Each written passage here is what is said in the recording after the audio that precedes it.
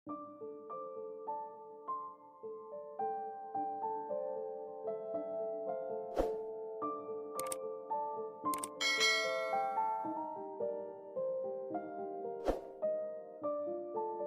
silaturahmi untuk semuanya. Pada kesempatan ini, kita membahas sebuah kisah yang legendaris, yaitu kisah Laila dan Majnun. Sebelum menonton video ini, jangan lupa subscribe Acim Channel, agar channel ini dapat berkembang. Terima kasih. Baiklah, ini kisah selengkapnya. Laila Majnun merupakan naskah terjemahan dari Laili o Majnun, dituliskan oleh Nizami Ganjavi pada abad ke-12 dalam bahasa Persia. Sudah berabad-abad lamanya naskah ini berpindah tangan ke tangan, dibaca dari mata ke mata, dilisankan dari mulut ke mulut. Al-Kisah, seorang kepala suku Bani Umar di Jazirah Arab memiliki segala macam yang diinginkan orang, kecuali satu hal, bahwa ia tak punya seorang anak pun. Tabib-tabib di desa itu menganjurkan berbagai macam ramuan dan obat, tetapi tidak berhasil. Ketika semua usaha tampak tak berhasil, istrinya menyarankan agar mereka berdua bersujud di hadapan Tuhan dan dengan tulus memohon kepada Allah SWT memberikan anugerah kepada mereka berdua. "Mengapa tidak?" jawab sang kepala suku. "Kita telah mencoba berbagai macam cara. Mari, kita coba sekali lagi, tak ada ruginya."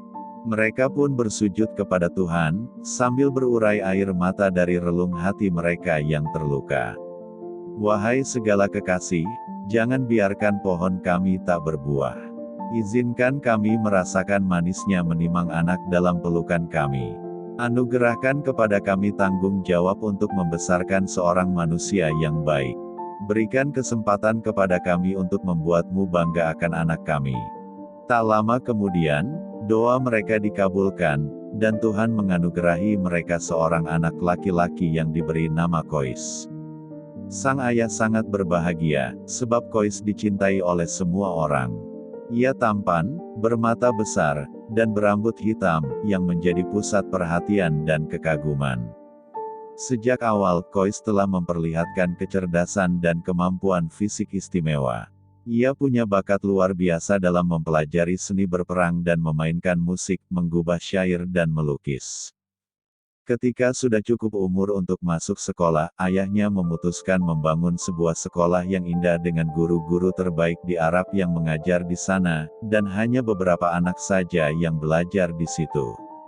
Anak-anak lelaki dan perempuan dan keluarga terpandang di seluruh Jazirah Arab belajar di sekolah baru ini. Di antara mereka ada seorang anak perempuan dari kepala suku tetangga. Seorang gadis bermata indah, yang memiliki kecantikan luar biasa. Rambut dan matanya sehitam malam, karena alasan inilah mereka menyebutnya Laila, Sang Malam.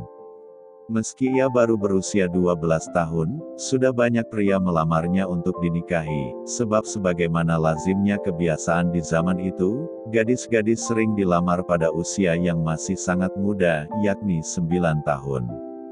Laila dan Kois adalah teman sekelas. Sejak hari pertama masuk sekolah, mereka sudah saling tertarik satu sama lain.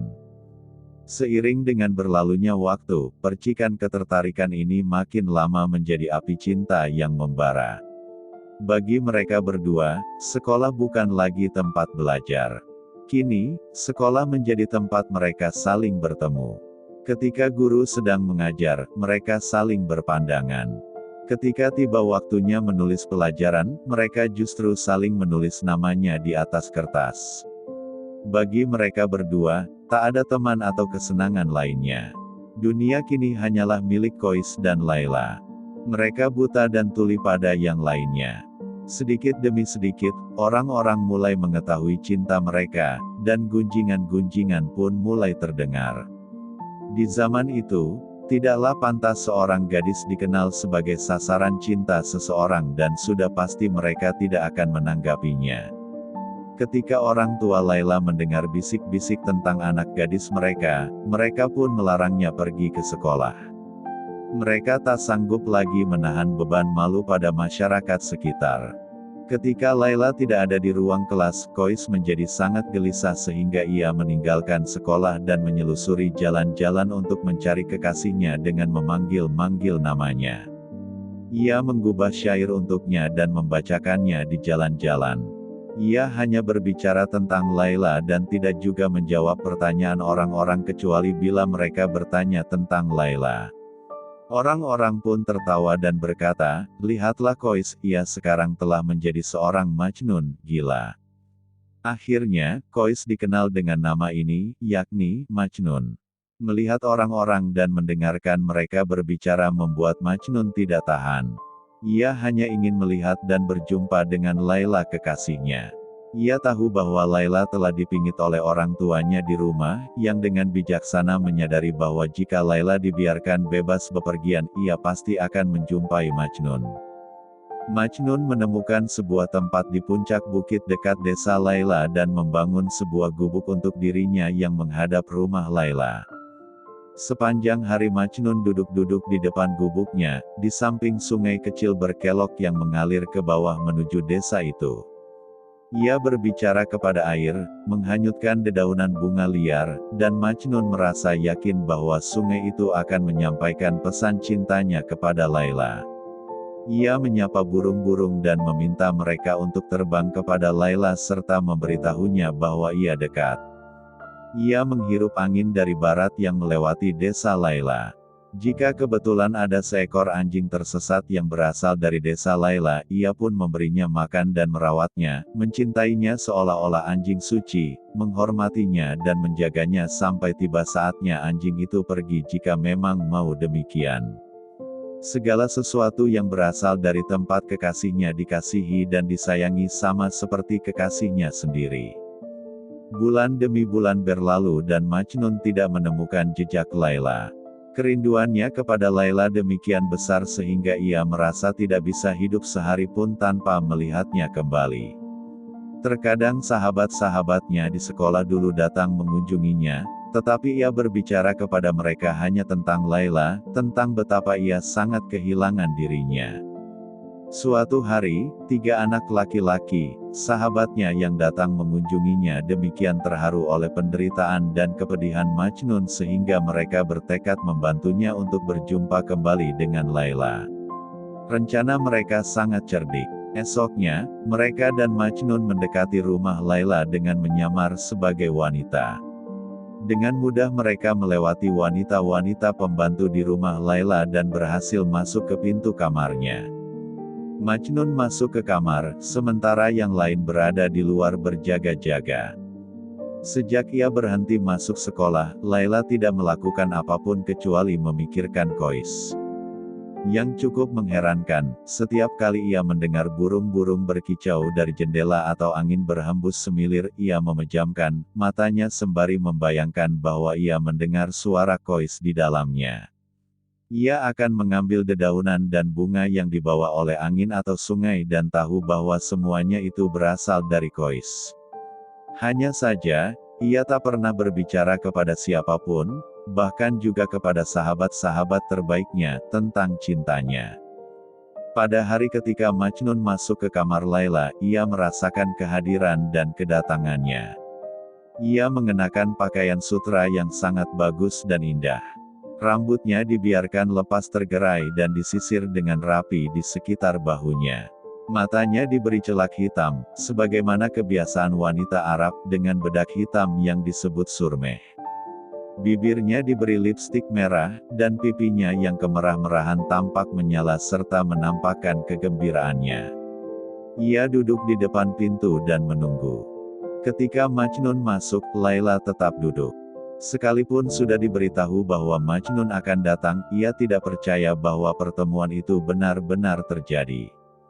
Majnun berdiri di pintu selama beberapa menit, memandangi sepuas-puasnya wajah Laila. Akhirnya, mereka bersama lagi.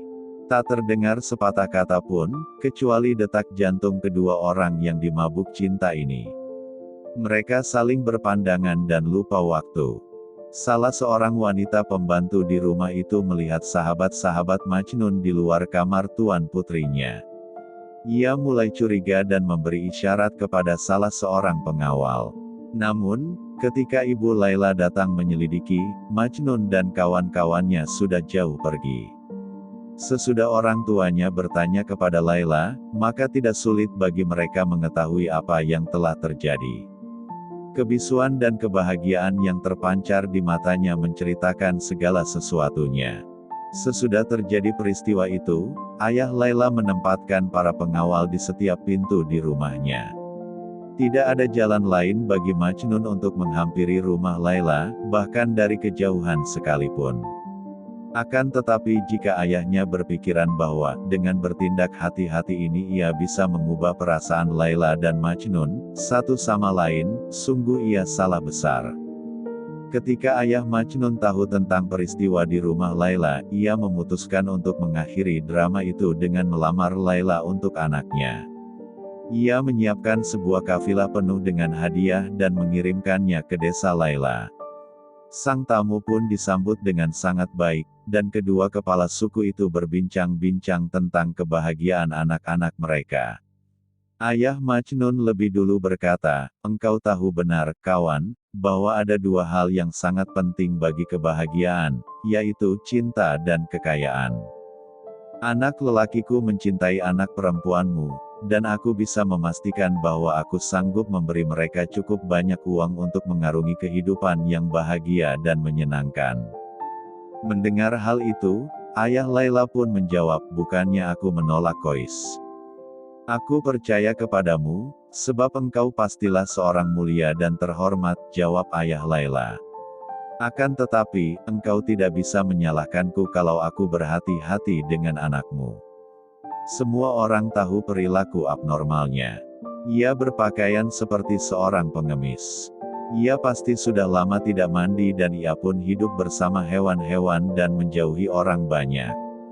Tolong katakan kawan, jika engkau punya anak perempuan dan engkau berada dalam posisiku, akankah engkau memberikan anak perempuanmu kepada anakku?" Ayah Kois tak dapat membantah. Apa yang bisa dikatakannya? Padahal, dulu anaknya adalah teladan utama bagi kawan-kawan sebayanya. Dahulu Kois adalah anak yang paling cerdas dan berbakat di seantero Arab. Tentu saja, tidak ada yang dapat dikatakannya. Bahkan, sang ayahnya sendiri susah untuk mempercayainya. Sudah lama orang tidak mendengar ucapan bermakna dari Majnun. "Aku tidak akan diam berpangku tangan dan melihat anakku menghancurkan dirinya sendiri," pikirnya. "Aku harus melakukan sesuatu." Ketika ayah Majnun kembali pulang, ia menjemput anaknya, ia mengadakan pesta makan malam untuk menghormati anaknya. Dalam jamuan pesta makan malam itu, gadis-gadis tercantik di seluruh negeri pun diundang. Mereka pasti bisa mengalihkan perhatian Majnun dari Laila, pikir ayahnya. Di pesta itu, Majnun diam dan tidak mempedulikan tamu-tamu lainnya. Ia duduk di sebuah sudut ruangan sambil melihat gadis-gadis itu hanya untuk mencari pada diri mereka berbagai kesamaan dengan yang dimiliki Laila. Seorang gadis mengenakan pakaian yang sama dengan milik Laila, yang lainnya punya rambut panjang seperti Laila, dan yang lainnya lagi punya senyum mirip Laila. Namun, tak ada seorang gadis pun yang benar-benar mirip dengannya, malahan, tak ada seorang pun yang memiliki separuh kecantikan Laila. Pesta itu hanya menambah kepedihan perasaan Majnun saja kepada kekasihnya. Ia pun berang dan marah serta menyalahkan setiap orang di pesta itu lantaran berusaha mengelabuinya. Dengan berurai air mata, Majnun menuduh orang tuanya dan sahabat-sahabatnya sebagai berlaku kasar dan kejam kepadanya. Ia menangis sedemikian hebat hingga akhirnya jatuh ke lantai dalam keadaan pingsan. Sesudah terjadi petaka ini, ayahnya memutuskan agar Kois dikirim untuk menunaikan ibadah haji ke Mekah dengan harapan bahwa Allah akan merahmatinya dan membebaskannya dari cinta yang menghancurkan ini. Di Makkah, untuk menyenangkan ayahnya, Majnun bersujud di depan altar Ka'bah, tetapi apa yang ia mohonkan? Wahai yang Maha Pengasih, Raja di Raja para pecinta, Engkau yang menganugerahkan cinta, aku hanya mohon kepadamu satu hal saja, tinggikanlah cintaku sedemikian rupa sehingga, sekalipun aku binasa, cintaku dan kekasihku tetap hidup. Ayahnya kemudian tahu bahwa tak ada lagi yang bisa ia lakukan untuk anaknya. Usai menunaikan ibadah haji, Majnun yang tidak mau lagi bergaul dengan orang banyak di desanya, pergi ke pegunungan tanpa memberitahu di mana ia berada. Ia tidak kembali ke gubuknya. Alih-alih tinggal di rumah, ia memilih tinggal di reruntuhan sebuah bangunan tua yang terasing dari masyarakat dan tinggal di dalamnya. Sesudah itu, tak ada seorang pun yang mendengar kabar tentang Majnun. Orang tuanya mengirim segenap sahabat dan keluarganya untuk mencarinya. Namun, tak seorang pun berhasil menemukannya. Banyak orang berkesimpulan bahwa Majnun dibunuh oleh binatang-binatang gurun Sahara. Ia bagai hilang di telan bumi. Suatu hari, seorang musafir melewati reruntuhan bangunan itu dan melihat ada sesosok aneh yang duduk di salah sebuah tembok yang hancur.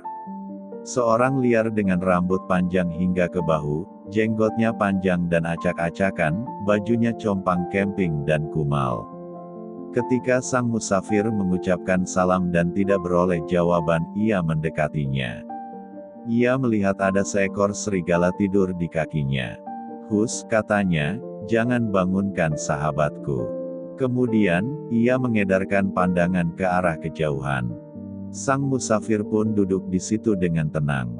Ia menunggu dan ingin tahu apa yang akan terjadi. Akhirnya, orang liar itu berbicara. Segera saja ia pun tahu bahwa ini adalah Majnun yang terkenal itu, yang berbagai macam perilaku anehnya dibicarakan orang di seluruh Jazirah Arab. Tampaknya, Majnun tidak kesulitan menyesuaikan diri dengan kehidupan dengan binatang-binatang buas dan liar. Dalam kenyataannya, ia sudah menyesuaikan diri dengan sangat baik sehingga lumrah-lumrah saja melihat dirinya sebagai bagian dari kehidupan liar dan buas itu. Berbagai macam binatang tertarik kepadanya, karena secara naluri mengetahui bahwa Majnun tidak akan mencelakakan mereka. Bahkan, binatang-binatang buas seperti serigala sekalipun percaya pada kebaikan dan kasih sayang Majnun. Sang musafir itu mendengarkan Majnun melantunkan berbagai kidung pujiannya pada Laila. Mereka berbagi sepotong roti yang diberikan olehnya. Kemudian, sang musafir itu pergi dan melanjutkan perjalanannya. Ketika tiba di desa Majnun, ia menuturkan kisahnya pada orang-orang. Akhirnya, sang kepala suku, ayah Majnun, mendengar berita itu. Ia mengundang sang musafir ke rumahnya dan meminta keterangan rinci darinya. Merasa sangat gembira dan bahagia bahwa Majnun masih hidup, ayahnya pergi ke gurun Sahara untuk menjemputnya. Ketika melihat reruntuhan bangunan yang dilukiskan oleh sang musafir itu, ayah Majnun dicekam oleh emosi dan kesedihan yang luar biasa. Betapa tidak, anaknya terjerembab dalam keadaan mengenaskan seperti ini. "Ya Tuhanku, aku mohon agar Engkau menyelamatkan anakku dan mengembalikannya ke keluarga kami," jerit sang ayah menyayat hati. Majnun mendengar doa ayahnya dan segera keluar dari tempat persembunyiannya. Dengan bersimpuh di bawah kaki ayahnya, ia pun menangis, "Wahai ayah, ampunilah aku atas segala kepedihan yang kutimbulkan pada dirimu. Tolong lupakan bahwa engkau pernah mempunyai seorang anak, sebab ini akan meringankan beban kesedihan ayah. Ini sudah nasibku mencinta, dan hidup hanya untuk mencinta." Ayah dan anak pun saling berpelukan dan menangis. Inilah pertemuan terakhir mereka. Keluarga Laila menyalahkan ayah Laila lantaran salah dan gagal menangani situasi putrinya. Mereka yakin bahwa peristiwa itu telah mempermalukan seluruh keluarga. Karenanya, orang tua Laila memingitnya dalam kamamnya. Beberapa sahabat Laila diizinkan untuk mengunjunginya, tetapi ia tidak ingin ditemani. Ia berpaling ke dalam hatinya, memelihara api cinta yang membakar dalam kalbunya. Untuk mengungkapkan segenap perasaannya yang terdalam, ia menulis dan menggubah syair kepada kekasihnya pada potongan-potongan kertas kecil. Kemudian, ketika ia diperbolehkan menyendiri di taman, ia pun menerbangkan potongan-potongan kertas kecil ini dalam hembusan angin. Orang-orang yang menemukan syair-syair dalam potongan-potongan kertas kecil itu membawanya kepada Majnun. Dengan cara demikian, dua kekasih itu masih bisa menjalin hubungan. Karena Majnun sangat terkenal di seluruh negeri, banyak orang datang mengunjunginya. Namun, mereka hanya berkunjung sebentar saja, karena mereka tahu bahwa Majnun tidak kuat lama dikunjungi banyak orang. Mereka mendengarkannya melantunkan syair-syair indah dan memainkan serulingnya dengan sangat memukau. Sebagian orang merasa iba kepadanya, sebagian lagi hanya sekadar ingin tahu tentang kisahnya. Akan tetapi, setiap orang mampu merasakan kedalaman cinta dan kasih sayangnya kepada semua makhluk. Salah seorang dari pengunjung itu adalah seorang ksatria gagah berani bernama Amar, yang berjumpa dengan Majnun dalam perjalanannya menuju Mekah. Meskipun ia sudah mendengar kisah cinta yang sangat terkenal itu di kotanya, ia ingin sekali mendengarnya dari mulut Majnun sendiri. Drama kisah tragis itu membuatnya sedemikian pilu dan sedih sehingga ia bersumpah dan bertekad melakukan apa saja yang mungkin untuk mempersatukan dua kekasih itu, meskipun ini berarti menghancurkan orang-orang yang menghalanginya. Ketika Amr kembali ke kota kelahirannya, ia pun menghimpun pasukannya. Pasukan ini berangkat menuju desa Laila dan menggempur suku di sana tanpa ampun. Banyak orang yang terbunuh atau terluka. Ketika pasukan Amr hampir memenangkan pertempuran, ayah Laila mengirimkan pesan kepada Amr, "Jika engkau atau salah seorang dari prajuritmu menginginkan putriku, aku akan menyerahkannya tanpa melawan. Bahkan, jika engkau ingin membunuhnya, aku tidak keberatan. Namun, ada satu hal yang tidak akan pernah bisa kuterima, jangan minta aku untuk memberikan putriku pada orang gila itu." Majnun mendengar pertempuran itu hingga ia bergegas ke sana. Di medan pertempuran, Majnun pergi ke sana kemari dengan bebas di antara para prajurit dan menghampiri orang-orang yang terluka dari suku Laila. Ia merawat mereka dengan penuh perhatian dan melakukan apa saja untuk meringankan luka mereka.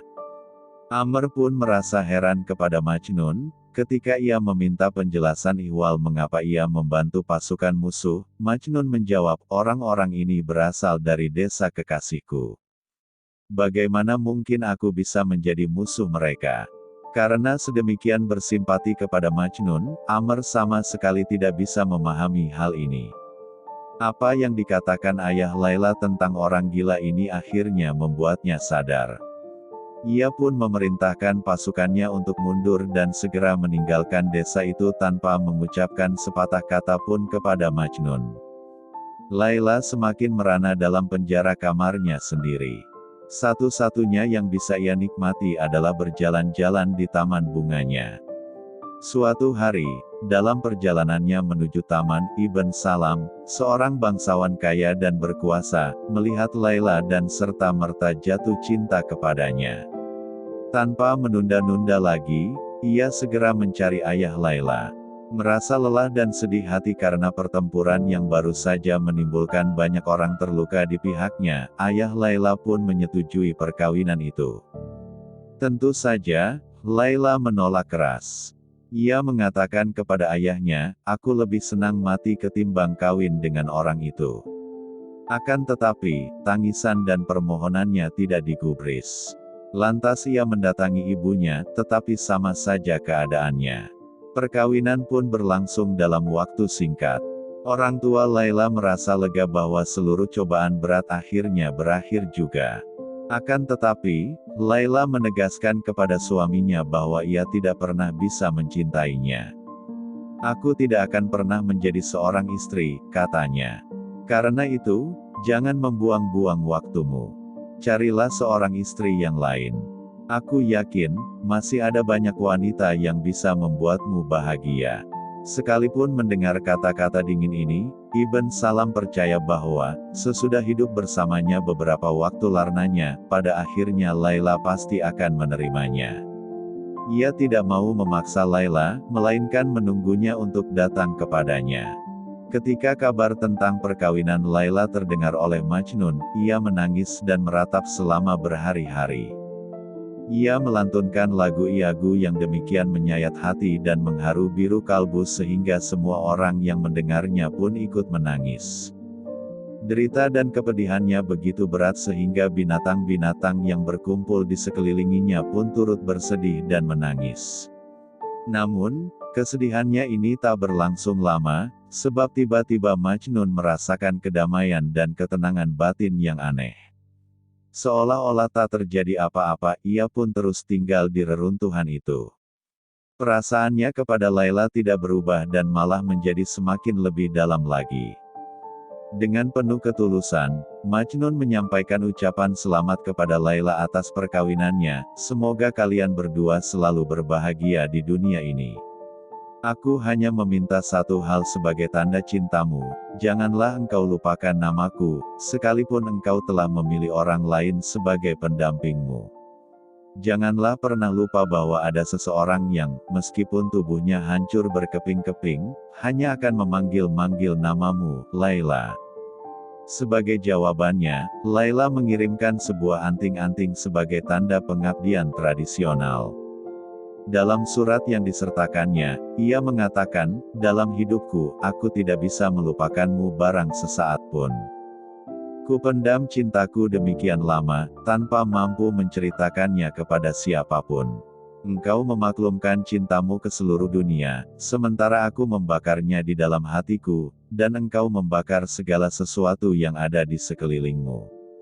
Kini, aku harus menghabiskan hidupku dengan seseorang, padahal segenap jiwaku menjadi milik orang lain.